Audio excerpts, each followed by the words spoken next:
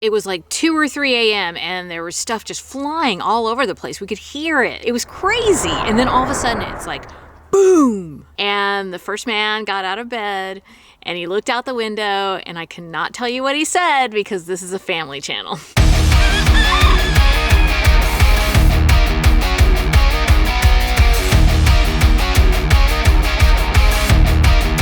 Hello friends, welcome to Chickenlandia. My name is Dahlia. I'm a backyard chicken educator, also known as the president of Chickenlandia. Raising chickens has been the best way for me to find peace and joy in my life, and I want to help you find that too. Bubba, you are so handsome. You're so handsome and I love you so much. Okay, you're gonna have to live forever, baby. Sorry, you're gonna have to be immortal. A vampire, I guess. All right, I'm gonna put you down. So I grew up in North Texas in a little town, which is actually not so little anymore. It is a suburb of Dallas called Duncanville, Texas. Go Panthers. Anyway, I am no stranger to tornadoes. I grew up with them. I remember like having to duck and cover and all that scary stuff at school. But I haven't lived in Texas in many years. Many years. I left Texas when I was 21. And that was a long time ago. So now I am in the Pacific Northwest, and we do get some pretty intense windstorms where I live. And I gotta tell you, where I live now as opposed to where I used to live when I had Chickenlandia 1.0, the windstorms here are just completely crazy. I mean, and my friend warned me about it when we moved here. She was like, you're gonna get some pretty intense wind through this land. And I was like, oh, okay. I had no idea. Let's talk about these windstorms in the Pacific Northwest. I want to tell you what Wikipedia says about them. Pacific Northwest windstorms, sometimes colloquially known as big blows, which I have never heard them called big blows. I've never heard anyone say that. They are extratropical cyclones which form in the Pacific Basin. They form as cyclonic windstorms. Is it, oh gosh, am I pronouncing everything wrong? Cyclonic or cyclonic?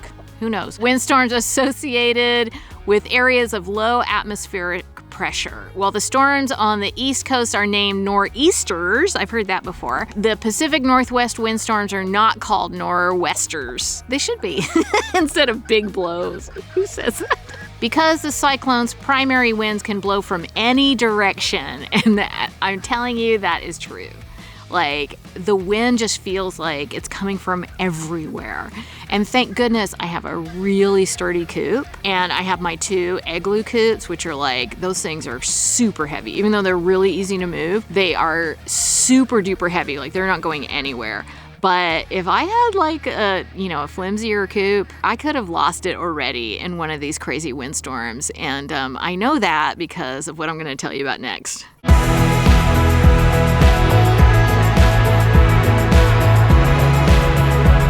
One night during one of these big blows, as they say, it was just so wild. The wind was blowing in every direction. There was debris flying all through our yard, and the first man and I were trying to sleep.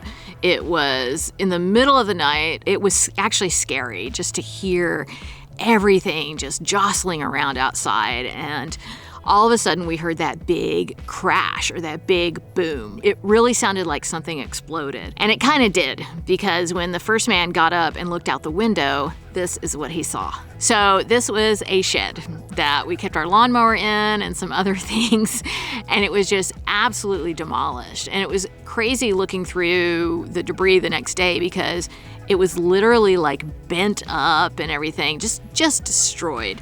Now, I will say this was a very poor quality shed, it turns out, because we have a new one and it's great. It's been through some really heavy windstorms and it's stood up really well. But this particular shed, not a great brand. I'm not gonna say what they are. I'm gonna have mercy on them.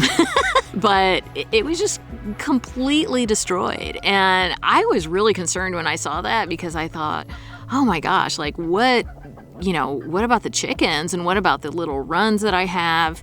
Like, are those going to be destroyed when I wake up? I was definitely concerned about that. So thank goodness there wasn't any like really horrible destruction that would have affected my chickens. But look at what happened to this run. So obviously this is not great. This space needs to be covered, especially right now because it's getting so cold and the chickens need additional space that they can hang out in when it's snowing and when it's raining and it's just really cold outside. And they need to be away from the wind if it's super windy. So I'm gonna have to put a whole new tarp on this run. And you know, this is not unexpected. That tarp that I had before, it was cute, but it was not very good quality. Obviously not very good quality because it's just ripped to shreds. So I'm gonna have to put a whole new tarp on here, something more sturdy. But in order to do that, you guys know that we time travel in Chickenlandia. We do. We time travel. I can't tell you where we got this technology, but we just have it. Anyway, I am going to go into the future and put a whole new tarp on this. And I'm going to show you how I actually used some parts of the shed that got completely destroyed and kind of took some lemons and made some lemonade. All right. So here we go into the future.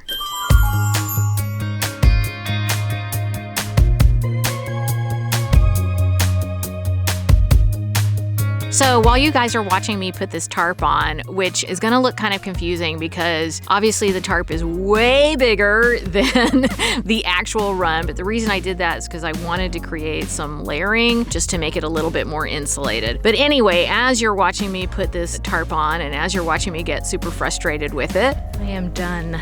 I do want to tell you a story about something that happened in Chickenlandia 1.0. One time there was a very big windstorm in Chickenlandia 1.0, and the next day a neighbor called me and she said, "Hey, one of your chickens got out."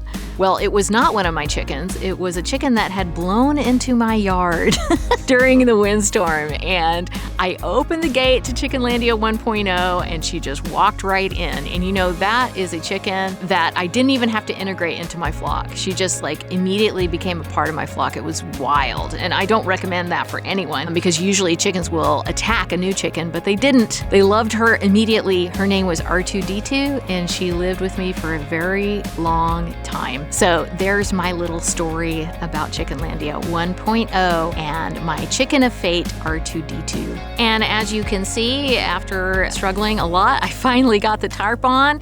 It looks great. So let's go back to the past.